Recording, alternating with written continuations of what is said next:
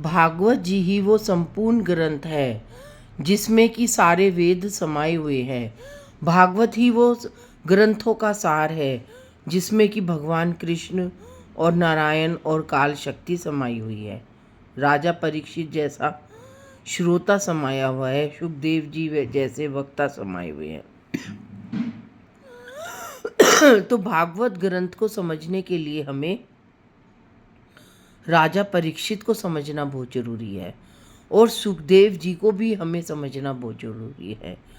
जब तक हम राजा परीक्षित और सुखदेव जी को समझ ही नहीं पाएंगे तो हमें भागवत ग्रंथ के विषय को हम प्राप्त ही नहीं कर पाएंगे, क्योंकि वही ये दो मुख्य द्वार हैं भागवत जी में प्रवेश करने के लिए। जब तक्षक को राजा परीक्षित ने भृंगी ऋषि के गले में डाला था, तब राजा परीक्षित, उससे पहले राजा परीक्षित के अंदर क्रोध नहीं था, कलयुग नहीं था।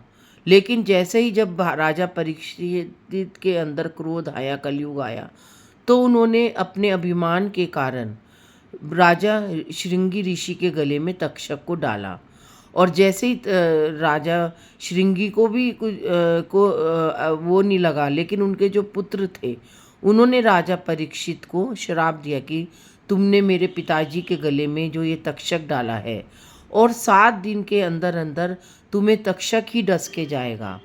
जब राजा परीक्षित को पता चला कि श्रृंगी ऋषि के पुत्र ने भृंगी ऋषि ने मुझे श्राप दिया है, तो उन्होंने अपने आप को भगवान के सपूर्द कर दिया और उन्होंने कहा कि हे भगवान, आज तक मैं अपने जीवन में सच्चाई से जिया हूँ, सत्य की निष्ठा पे चला हूँ, आज मेरे से इतनी बड़ी गलती कैसे हो गई।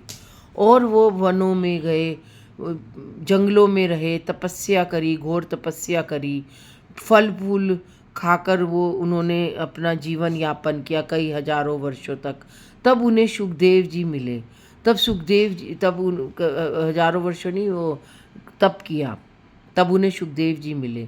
तब उन्होंने सुखदेव जी को ये सब कथा सुनाई। तब सुखदेव जी ने कहा कि तुम्हारे को मोक्ष की तक्षक डस जाए और तुम्हें मोक्ष की प्राप्ति का सिर्फ एक ही साधन है और वो है श्रीमद् भागवत महापुराण। तब राजा सुखदेव जी ने राजा परीक्षित जी को कथा सुनानी आरंभ करी।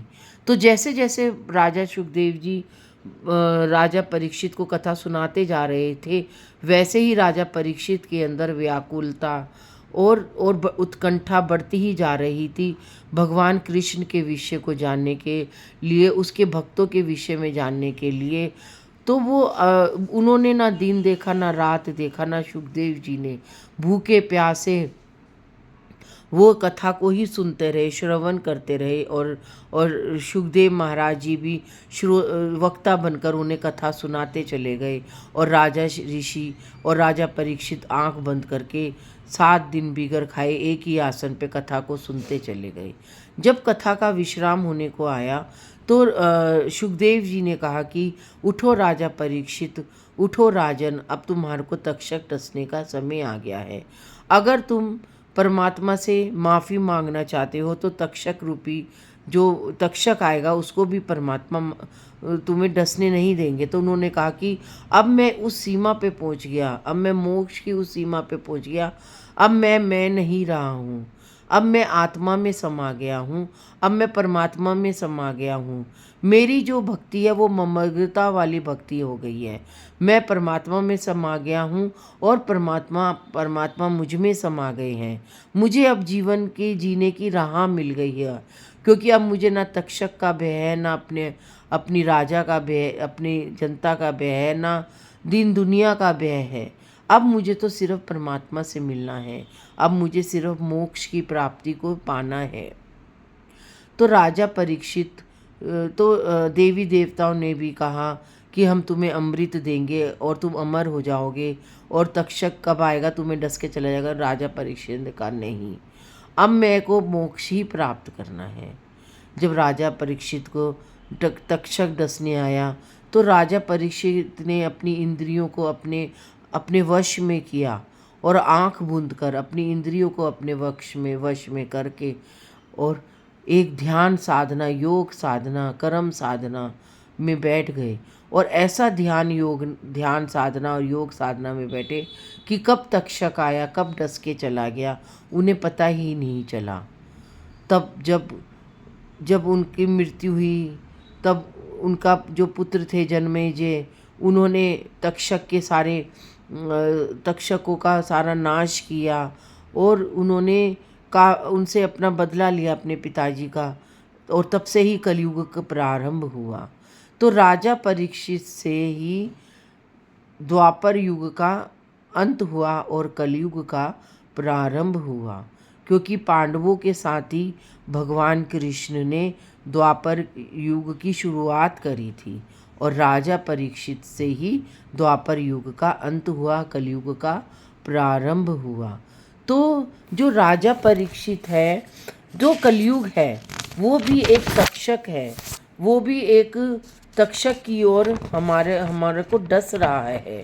और राजा परीक्षित जैसे भागवत वक्ता को हम समझ ही नहीं पा रहे हैं।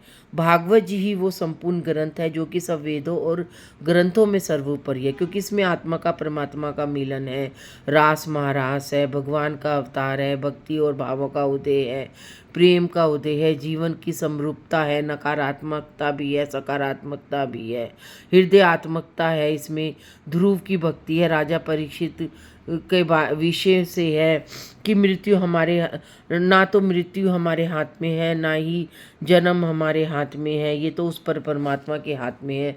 तभी उन्होंने हृदय से भागवत जी का श्रवण किया और हंसते हंसते अपने आप को काल के हाथों में सौंप दिया। ये भी कलयुग के हर जीव को एक सीख है कि कभी भी हम तक्षक रूपी जो कलयुग है, जो हमें धीरे धीरे डस रहा है अपने फनों से, उससे बचो। राजा परीक्षित की तरह भागवत जी की शरण में जाओ।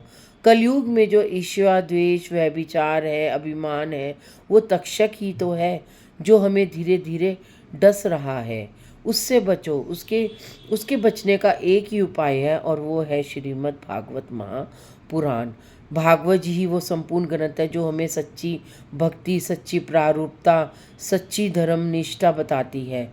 भागवत जी ही वो पवित्रता है जो सत्य निष्ठा है, और वही समझ सकता है जो कि भागवत जी की कृपा का पात्र हो जाता है। बगैर भागवत जी की कृपा के बिना हम भागवत जी की वस्तुनिष्ठा, विशेषता, प्रारूपता, उसके भेदों को, उसकी निष्ठा को, उसके तत्वों को नहीं महसूस कर सकते और ना ही जान सकते हैं। सिर्फ भागवत जी की कृपा जिस पे हो जाए, वही भागवत रूपी मोक्ष के द्वार की सीढ़ी को पहचान पाएगा। राजा परीक्षित को भी जब 7 दिनों में तक्षक के डसने का जो श्राप दिया था, उन्हें नैमिषारण्य में गंगा जी के किनारे भागवत जी का श्रवण का मौका मिला। तब राजा परीक्षित के हृदय से भागवत जी की महत्ता को जाना, पहचाना और अपने आप को तक्षक रूपी कलयुग के हवाले कर दिया और अपने आप को सौभाग्यशाली मिला और स्वर्ग की ओर प्रस्थान किया। सबसे महत्वपूर्ण तथ्य तो ये है कि भागवत एक ऐसा ग्रंथ है जिसमें हम अपने आप को पहचान पाते हैं कि हम कौन हैं और हमारा अस्तित्व क्या है। पहले राजा परीक्षित अपने आप को एक सफल राजा मानते थे, लेकिन जब उन्होंने श्रमिक ऋषि के गले में मरा हुआ सर्प डाला और ऋषि ने श्राप दिया कि जैसे तूने मेरे गले में ये मरा हुआ सर्प डाला है, वैसे ही 7 दिनों में तुझे भी एक तक्षक डस लेगा। तो राजा परीक्षित इसने एक क्षण मात्र में ही अपना सर्वस्व खो बैठे। उन्हें 7 दिन में क्या होगा और क्या होने वाला है उसका वो अभी शय समझ गए। और उन्होंने सुखदेव जी ने जीवन की उपलब्धियां क्या है, भगवान कृष्ण की लीलाओं से उन्हें अवगत कराया, कैसे कैसे संघर्षों वाला जीवन था भगवान कृष्ण का। परमात्मा होते हुए भी वो कैसे संघर्षों का सामना करते रहे, जन्म से लेके बैकुंठ तक कैसे कैसे राक्षसों का संहार किया, अपनी बाल लीलाओं के द्वारा कैसे उन्होंने अपनी वात्सल्यपूर्ण लीला से सबको रिझाया।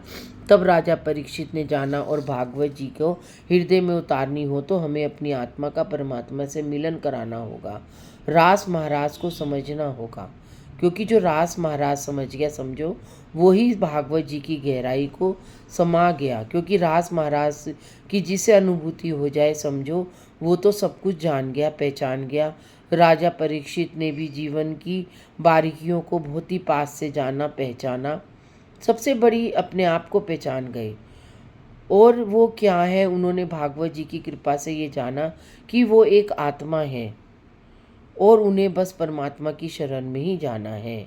तो इसी तरह से भागवत जी में ही वो सारे तात्व गुण रहस्य छुपे हुए हैं कि कितनी बार हम इन रहस्यों से पर्दा उठाएंगे, उतनी बारी भागवत जी में की और ज़्यादा गहराई में हम समाते चले जाएंगे, रमते चले जाएंगे। और ये होगा कब, जब हम हृदयात्मकता के द्वारा जानेंगे, पहचानेंगे भागवत जी का मूल रहस्य क्या है, मूल बातें क्या हैं। भागवत का ग्रंथ जब हमारे हृदय में प्रादुर्भाव हो चुका होता है, तो हमारा हृदय पूरा का पूरा भागवत में हो चुका होता है। तब हम नहीं रहते, हम आत्मा के भेदों को जान जाते हैं और उसके भेदों को समझ पाते हैं और अपने आप को भागवत जी के ग्रंथ जैसे इतने महान ग्रंथ में अपने आप को समा जाते हैं। कहते हैं आत्मनः वेदस्य वेदयामि भागवतस्य तुल्यं गरिष्यामि भवन्तु प्रवन्तु हि वेदयामि तुल्यं ज्ञानं भेदं परीक्षयामि प्रख्युलितं न हृदयिष्यामि न भर्वन्तु न उद्देश्यामि विभन्तु प्रभन्तु न प्रचोदयात् न जानामि न कर्माणि विभ्रान्ति विचोदयात् विभ्रसि तबन्तु प्रचोदयात् इच्छानि तृच्छानि निमन्तानि न जीवः हृदयं प्रचोदयात् विभ्रन्तः नमस्तस्यै विभ्रहरि। तो भागवत ग्रंथ ही हमें भगवान हरि के चरणों में चरण वंदन सिखाती है और हमें श्री हरि के चरणों की भक्ति को सिखाती है। आज के लिए इतना ही। राधे राधे।